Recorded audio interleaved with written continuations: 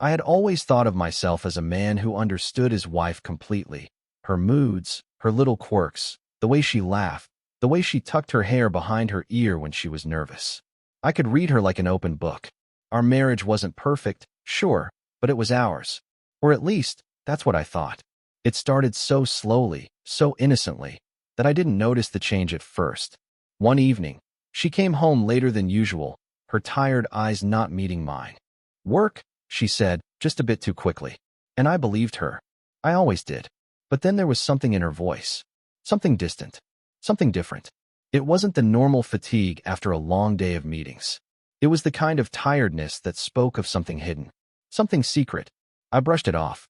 Maybe she was just stressed, overworked. Maybe she just needed time to unwind, to breathe.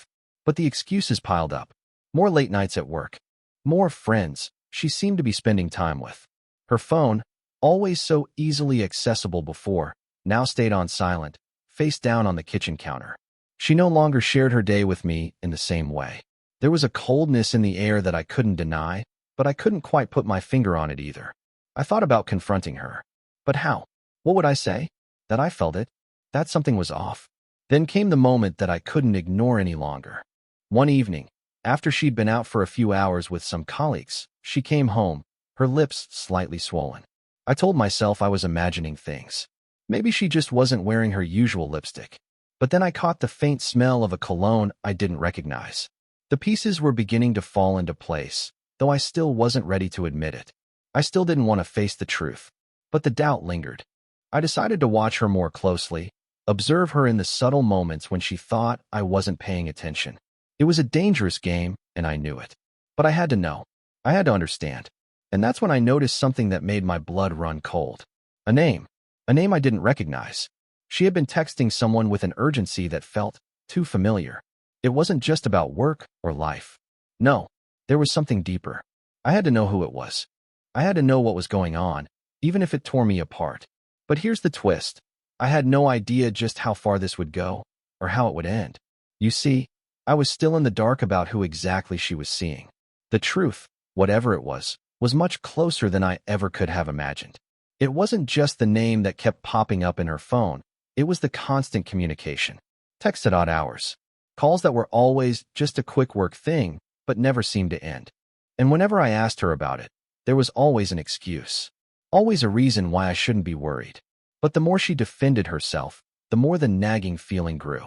My stomach twisted every time I saw her smile at her phone screen or heard her voice soften when she spoke to this person. I wanted to ask her directly, to say, "Who is he? What's going on?" But what if I was wrong? What if this was just in my head? What if, in the end, I was the one who looked crazy? I couldn't let it go, though. I had to know. So, I did what anyone in my situation might do. I started digging. I knew her phone password, a little thing we'd agreed on ages ago. I didn't want to betray her trust, but it was getting harder to ignore the gnawing suspicion that something was happening right under my nose. The first time I unlocked her phone, my heart raced in my chest. It felt like I was stepping into dangerous territory, like the world could shift beneath my feet if I found what I was looking for. But all I saw were texts. Innocent enough, it seemed. But the name was there, again. I don't know why, but I couldn't stop myself. I called the number.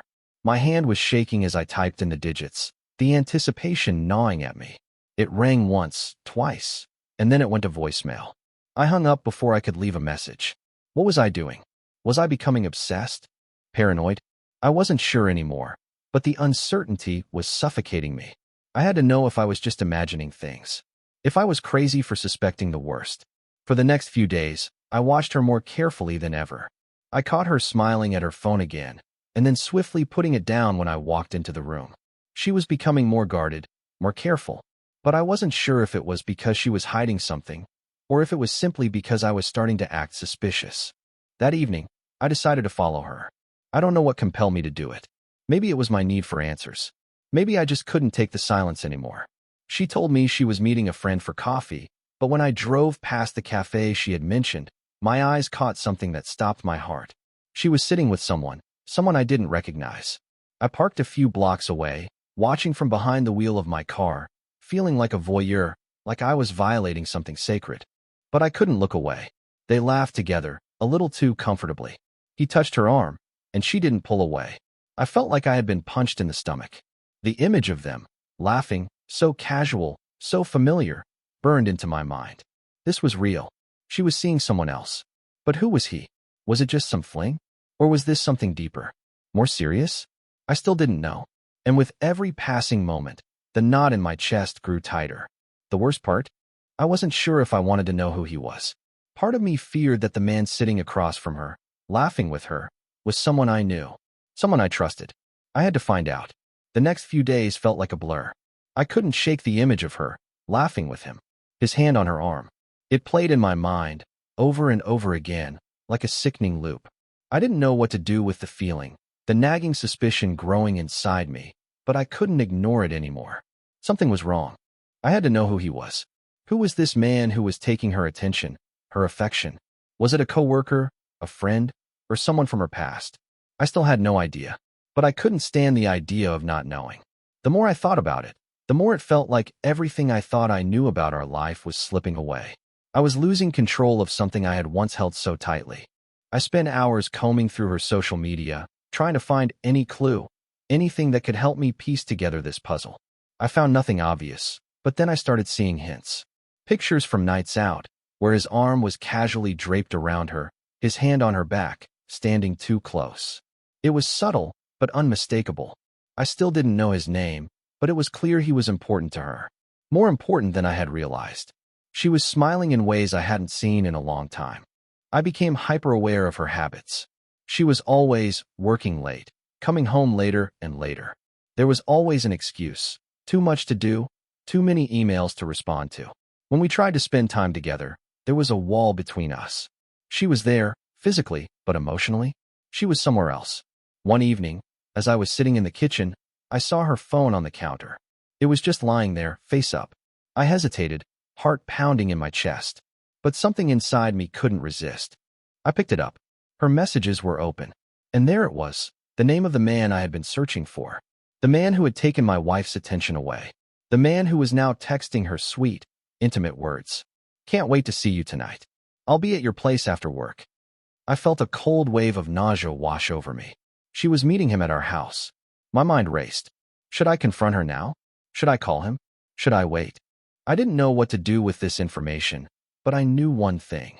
I wasn't going to confront her just yet. She would deny everything, or worse, try to turn it around on me. No, I had to be smarter than that. I set a plan in motion.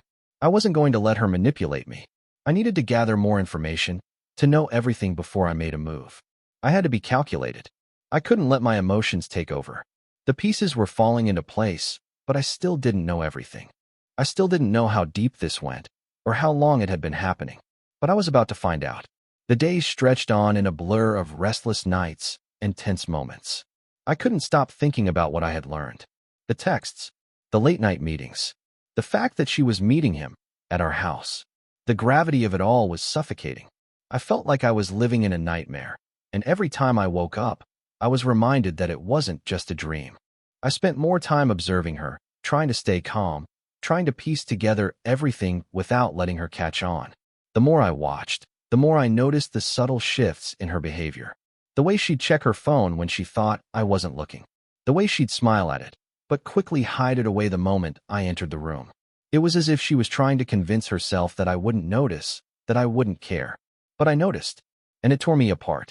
I couldn't keep living in this limbo. I needed answers, and I needed them now. But the question was, how would I approach this? If I confronted her now, would she deny everything? Would she turn it around and accuse me of being paranoid? Could I really trust her words, whatever they might be? I knew the moment I confronted her, everything would change. There would be no going back. But I couldn't keep pretending that everything was fine, that nothing had changed. It was the following Friday night when it all came to a head. She was out again, meeting friends at some bar, she said. I didn't buy it. Something in my gut told me this was it. This was the night I needed to act. I waited until she had left the house. As the minutes ticked by, I felt the weight of every decision pressed down on me. This was it.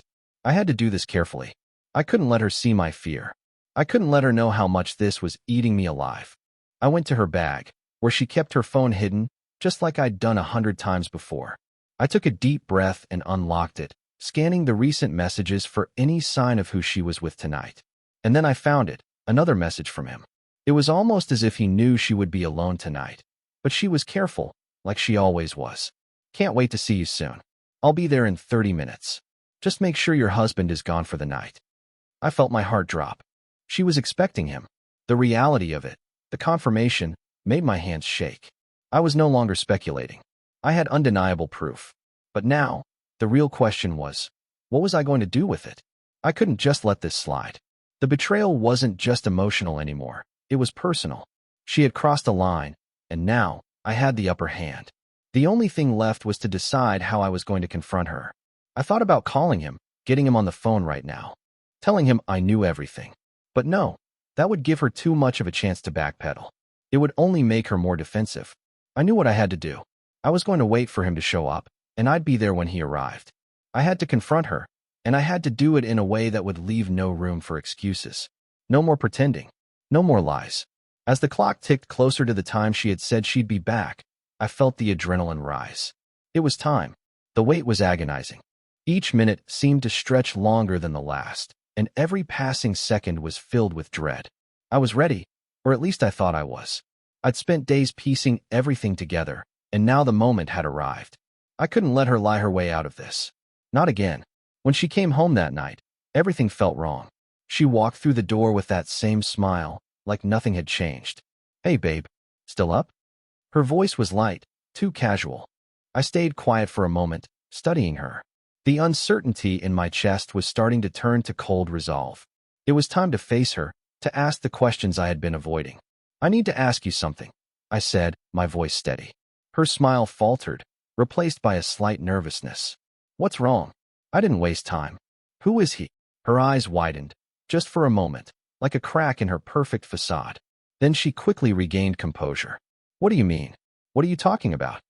I didn't hesitate. I pulled out her phone, the one I had taken from her bag earlier. The messages were still open, and I was done playing games. Who is he? The guy you've been texting. The one who's been at our house. I let the silence fill the room. Who is he? I could see the panic rising in her eyes as she glanced down at the phone in my hand. She took a step back, her face paling. She knew. She knew exactly who I meant. She stammered, but I cut her off. You don't have to lie anymore. I've seen everything, I said. I saw the texts, the plans. You're meeting him at our house tonight. Don't tell me this isn't happening. Her face drained of color. She didn't respond, just stood there, frozen. I wanted answers, and I wanted them now. Please, just let me explain, she whispered, her voice trembling. I didn't want explanations. I wanted the truth, and I wasn't going to let her avoid it. Explain what? How you've been meeting him behind my back. How you've been sneaking around in our home. Her tears started to form, but they meant nothing to me now. How long, Laura? How long has this been going on? She shook her head, eyes downcast. I didn't want to hurt you, she said quietly. It just happened. It was like a slap in the face. I'd spent years building our life together, and here she was, saying it just happened. I'm done, I said, my voice low, cold. I need you to leave. Now. She looked at me, frantic, trying to find a way to salvage something. Please, don't do this. We can talk about it. We can fix this. But there was no fixing it. No. You've made your choice, I said, turning away. Get out. I didn't know what would come next, but the truth was out, and there was no turning back. The door slammed behind her, and for the first time in what felt like forever, the house was silent. I stood there for a moment, feeling the weight of everything settle on my shoulders. I just kicked her out. My wife, the woman I had built my life with, was gone, and I had done it. I should have felt a sense of relief. I should have felt like I had won. After all, I had uncovered the truth, confronted her, and made her face the consequences. But all I could feel was a hollow emptiness. I sat down on the couch, my head spinning. The house felt like a different place now. The place that was once filled with laughter, arguments, shared memories, and love, now felt like a cold, empty shell. I didn't know what to do next. My mind kept drifting to the moments we'd shared.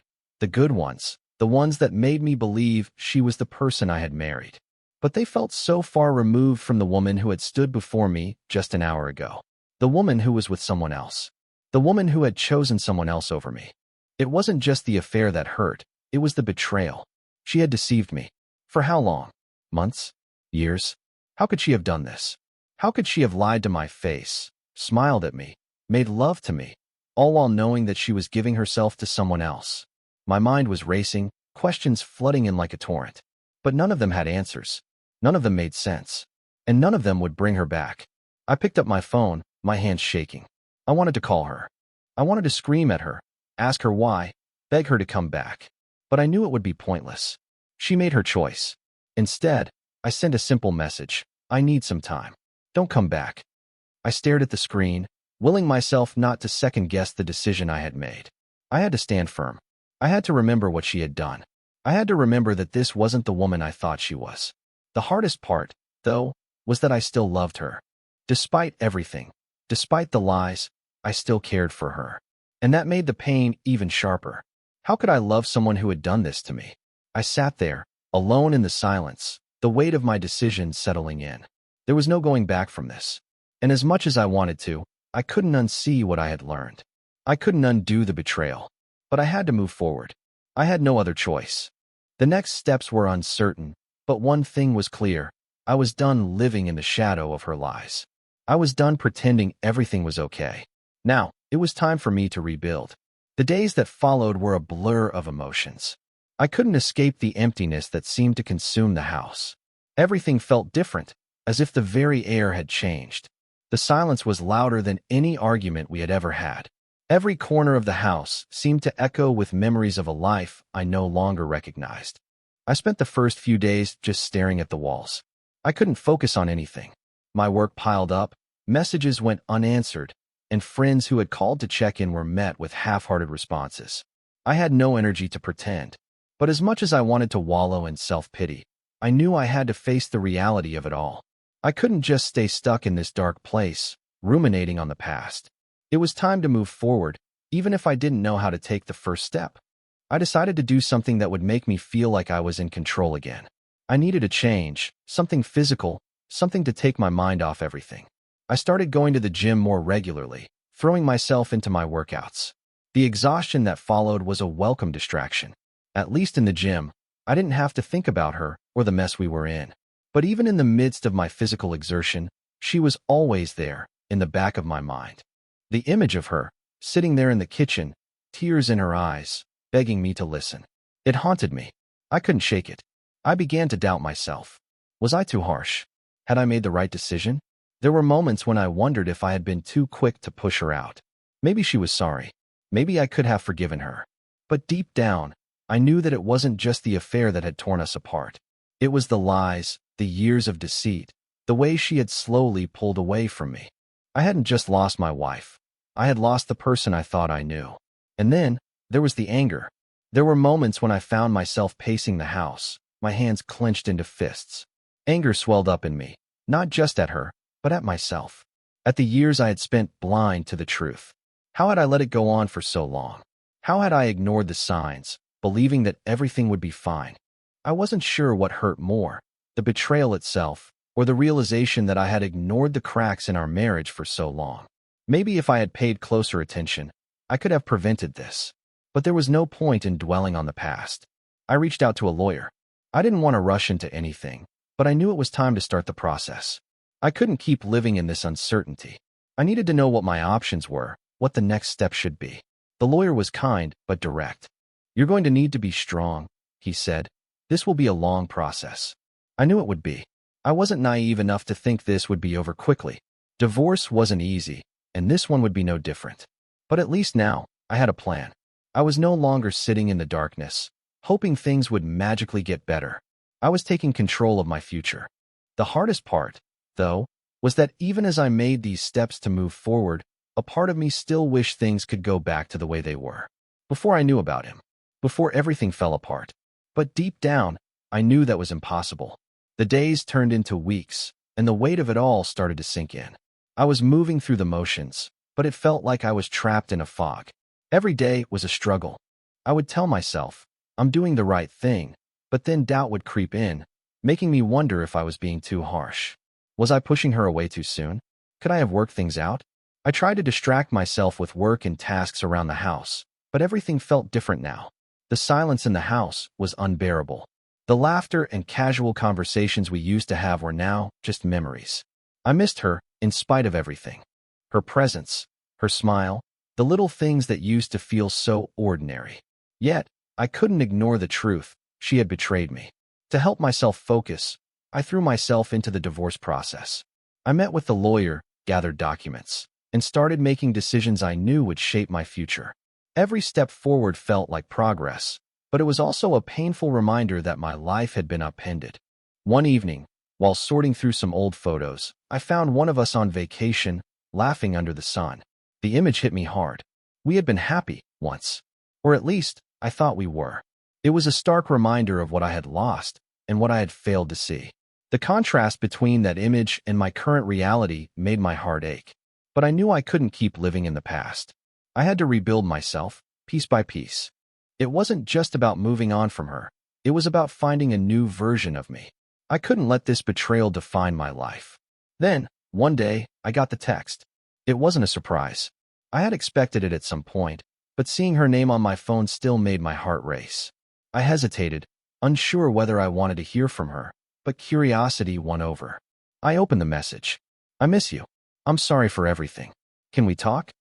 The simplicity of her words, sorry and miss you, stirred something deep inside. I wanted to believe her, wanted to believe that she was genuinely sorry. But the pain of her betrayal held me back. I had to remind myself that this wasn't just about how I felt. It was about what she had done. I didn't respond immediately. Instead, I just sat there, staring at the message. I knew I wasn't ready to talk to her.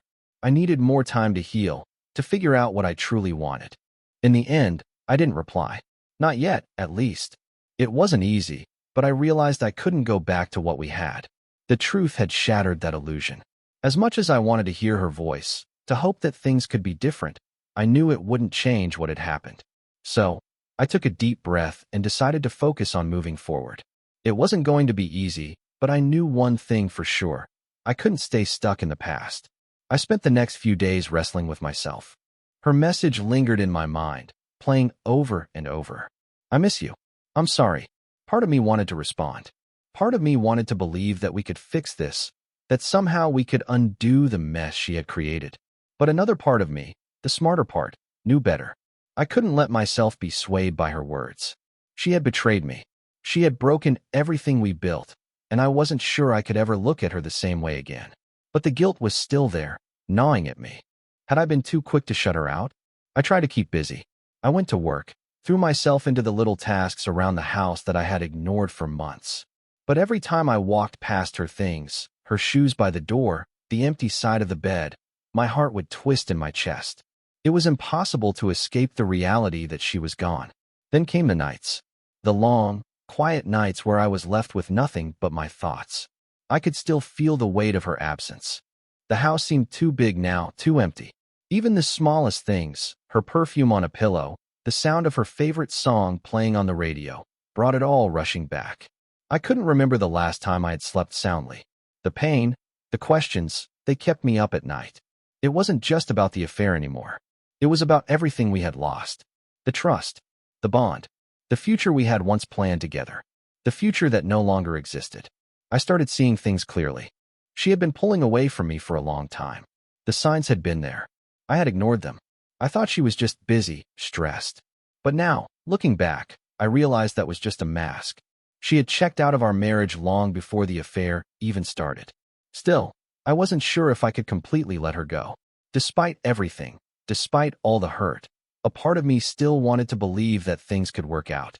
That maybe, somehow, we could get past this. But the other part of me, the stronger part, knew that wasn't possible. I had to let her go. I had to stop waiting for her to come back. But even as I made that decision, the weight of the finality of it settled heavily on my chest. A few days later, I heard from her again. Another message. Another attempt at reaching out. I'm sorry. Please let's talk. I can't lose you. This time, the words didn't feel as powerful. They didn't have the same pull as they had before. I had made my decision. I couldn't go back. I deleted the message without responding. The hardest part of all of this wasn't the anger or the betrayal. It was the feeling of being lost, of not knowing what my life would look like from here on out, of not knowing if I'd ever be able to trust anyone again. But I knew one thing. I was done living in the shadows of what could have been. It was time to find a way forward, no matter how painful it might be. The days that followed were a strange mix of quiet and chaos. On one hand, I was trying to move forward, piece together what was left of my life, and find some sense of normalcy. On the other, the grief of it all kept clawing at me. The house felt more empty than ever. Even though she was gone, there was a constant reminder of her presence everywhere. I began to go through her things. It was a decision I didn't take lightly, but I knew I had to face the reality of everything that had happened. Her clothes, her books, her belongings, they all felt like remnants of a life that no longer existed. I tried to compartmentalize it, to tell myself that these were just things. But the memories that came flooding back with each item, her favorite sweater, the perfume she used to wear, made it all feel like a slow unraveling. I ended up donating most of her things. I couldn't bear to keep them. It was a way to reclaim the space, to start over. But there were moments, late at night, when I would catch myself staring at the empty closet, thinking about how it used to be. Still, I kept pushing myself. I went to therapy, hoping it would help me process everything. Talking to someone was the first step to healing. The therapist suggested I start writing things down, to put my thoughts and emotions somewhere other than inside my head. It felt awkward at first, but the more I did it, the more I began to feel a sense of relief. Through all of this, something started to change in me. I wasn't as consumed by the anger or the hurt. I wasn't waking up every day wondering if I'd made the right choice. I had done what was necessary to protect myself, to move forward. But I also realized that I needed to give myself permission to feel sadness, to grieve what was lost, without guilt. One evening, while scrolling through old photos on my phone, I came across a picture of us from our early years. It was a simple shot from a vacation we'd taken, sitting by the water, laughing. I stared at it for a long time, feeling a wave of nostalgia for the person I once thought I knew. But this time, the sadness didn't hit me as hard. I realized something in that moment. I wasn't just mourning the loss of my wife or the life we had. I was mourning the loss of the person I had been in that relationship. The man who trusted blindly. The man who thought everything was perfect. That version of me was gone, and I was slowly beginning to accept that. I wasn't who I had been, and that wasn't necessarily a bad thing. The future was still uncertain. I didn't know what would come next. I didn't know if I would ever find love again, or if I could ever trust anyone the way I trusted her. But I knew one thing. I was beginning to find myself again. And that, I realized, was the first step toward healing. Weeks had passed since I made the decision to cut ties with her. Life felt like it was slowly finding a new rhythm. I wasn't waking up in a panic anymore, wondering what I was going to do with all the broken pieces. I was learning how to be alone, how to stand on my own, and while it was tough, there was a strange sense of relief in the silence. The gym became my sanctuary. Every weight I lifted, every drop of sweat, took my mind off the emotional weight I'd been carrying. I threw myself into work too, focusing on the tasks I could control. But even with all the distractions, there were still moments when the weight of everything came crashing down on me.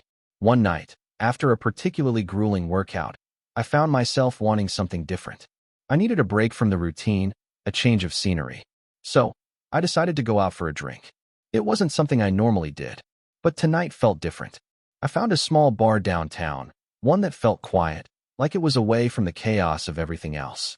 I sat at the bar, nursing a drink, when I noticed a woman sitting at the far end. She was alone too, staring into her glass, lost in thought. There was something about her, something familiar. Maybe it was the way she carried herself, the quiet sadness in her eyes that felt oddly like my own. After a while, our eyes met. I wasn't sure if it was coincidence or if we'd both been aware of the other, but the connection was immediate. She gave me a shy smile, and I found myself smiling back. "Rough day?" I asked, my voice casual. She sighed, nodding. "Something like that." She glanced at me. "You?" I chuckled softly, almost automatically. "Yeah, something like that." We started talking, about nothing important, just passing the time. It felt easy, like we'd been talking for years, even though we were both strangers. She didn't ask about my life, and I didn't offer any details. We spoke about random things, the music, the bartender's questionable choices, the weather. But underneath it all, there was this unspoken understanding. Two people, both a little lost, sitting in the same place, trying to make sense of the world. By the time the night started to wind down, she stood up to leave. "It was nice talking," she said with a small smile. "Maybe I'll see you around?" "Maybe," I replied, my voice unexpectedly light. As she walked out of the bar, I stood there for a moment, watching her leave. For the first time in a long while, I felt a sense of peace. I wasn't ready for anything. No relationships, no complications. But this encounter, this small moment of connection, reminded me that life could still surprise me. The future was uncertain, and I didn't know what would come next. But for the first time, I felt a spark of hope. The weeks following the bar encounter felt different. It wasn't about diving into something new. It was a reminder that life still had moments to offer, even in the aftermath of pain. It was a small moment of connection, but it gave me a sense of hope, a reminder that I could still step outside the darkness, even if just for a while. I wasn't ready for anything serious. My focus remained on getting through the divorce and reclaiming parts of my life that had been lost. Every small step toward healing felt significant, though. The gym became a refuge. Work kept me busy, and reconnecting with old friends brought me comfort. Each action, no matter how small, reminded me that I wasn't stuck in the past. But there were moments when the loneliness hit hard. I would think about the good times we had, our vacations, our plans for the future, and the weight of it all would settle on me again. I missed her. Yet, I couldn't ignore the fact that the relationship had ended for a reason. I had to accept that. The past couldn't be reclaimed, no matter how much I wished things had turned out differently. One evening, after a long week, I was preparing for bed when I heard a knock on the door. My heart skipped a beat. I hadn't been expecting anyone, but something inside me knew who it was. I opened the door to find her standing there, her face a mixture of guilt and hesitation. She looked smaller, almost fragile, like the weight of everything had finally taken its toll on her. "Can we talk?" Her voice was soft, vulnerable. I paused, unsure, but I couldn't bring myself to shut the door in her face. After a moment, I stepped aside, allowing her in. We sat in the living room, the tension hanging thick in the air. It felt like everything had been left unsaid for so long. The betrayal, the silence, the unanswered questions. But tonight felt different. She wasn't here to make excuses or beg for forgiveness. She was here to own her mistakes. "I know I don't deserve your forgiveness," she said, her voice trembling. "But I need you to know that I'm truly sorry. I've messed everything up, and I don't expect you to fix it. I just needed to say it." I stared at her, feeling a strange mixture of anger, sadness, and something else I couldn't place. The anger I'd held onto for so long had dulled, though it wasn't gone entirely. But it didn't matter anymore. I had moved past needing closure or answers. "I know," I replied quietly. I couldn't say more. The words felt heavy, too loaded for anything else. For a few moments, we just sat in silence, each of us carrying our own weight. She wasn't asking for anything. She wasn't asking me to take her back, and I wasn't sure if I could ever forgive her, but at that moment, I realized that I had already begun moving forward. Maybe not with her, but with myself. The days following her visit were quiet, and I felt the weight I'd been carrying start to lift. I realized something important. I wasn't waiting for her to change anymore. I was learning to change myself. I threw myself into my routine, work, the gym, reconnecting with friends. But this time, it felt different. The sadness still lingered, but it no longer suffocated me. I was learning to accept it without letting it control me. One evening, I went for a walk through the city, something I hadn't done in a long time. The streets were busy, but for the first time in ages, I didn't feel lost. I was finding my place again, step by step. As I passed a cafe, I saw her, the woman from the bar. She was sitting alone, reading, calm. Our eyes met, and she smiled. Without thinking, I walked over. "Hey," I said, feeling a little unsure of myself. She smiled warmly. "Hey, it's good to see you again." We talked, simple things, about books, the weather, life. It wasn't complicated, and I found myself enjoying it more than I expected. When it was time to go, I felt a rare sense of peace. Not because of any promises or expectations, but because I was allowing myself to live in the moment. The road ahead was still uncertain, but for the first time, I was okay with that. I was moving forward, even if it was one small step at a time. The weeks passed, and I kept moving forward, one step at a time. I wasn't sure what I was working toward, but I knew I wasn't standing still anymore. Every day felt like progress, even when the sadness crept in. The days were full of routine, work, gym, catching up with old friends, but I started to notice the small changes within myself. I felt less weighed down by the past, less consumed by regret and anger. The house, still empty without her, no longer felt like a prison. It was becoming mine again, a space I could make my own. I kept seeing the woman from the cafe a few more times. Each time, our conversations were easy, comfortable. Nothing heavy, just two people talking about life. She didn't ask about the past, and I didn't offer it. I liked that. For once, I wasn't defined by what had happened. One day, she invited me to join her for coffee. It was a simple invitation, nothing extravagant. But as I sat across from her, I realized something. I was finally allowing myself to connect with someone again, without the baggage of my past relationship. It wasn't about rushing into anything. It was just a reminder that I could still have moments of peace, of joy, without everything being complicated. The road ahead was still unclear, but I was learning to walk it, piece by piece. And for the first time in a long time, I felt hopeful about what was to come. Time moved on, and I began to feel something I hadn't felt in months: hope. It wasn't a dramatic shift, but the small moments started adding up. I wasn't just going through the motions anymore. I was slowly rediscovering myself, piece by piece. The woman from the cafe, whose name I had learned was Claire, became a steady presence in my life. It wasn't anything serious, just two people sharing conversations over coffee or walks around the city. But for the first time since everything fell apart, I felt like I could be open with someone again, without fear of being judged or hurt. She didn't ask me to rush. There was no pressure, just a slow, easy connection. But even as I spent more time with her, I knew I wasn't ready to dive into anything serious. I wasn't looking for a replacement for what I had lost. I was still healing, still figuring out what it meant to move on, to live without the constant weight of betrayal on my shoulders. One evening, after a long day, Claire and I sat at a small table in the same cafe where we'd met. I couldn't help but feel a quiet sense of contentment as we talked about trivial things: movies, music, and even our childhoods. There was no mention of the past, no comparisons to the relationships we had both been through. Just the present. Just us. And in that moment, I realized that I wasn't looking to fill the void left by my marriage. I was creating a new space for myself, one where I didn't have to carry the past with me. I wasn't fully healed yet, but I was moving in the right direction. The future was still uncertain, but for the first time in a long time, I was okay with that. I was beginning to feel like myself again, stronger, more aware, and ready to embrace whatever came next.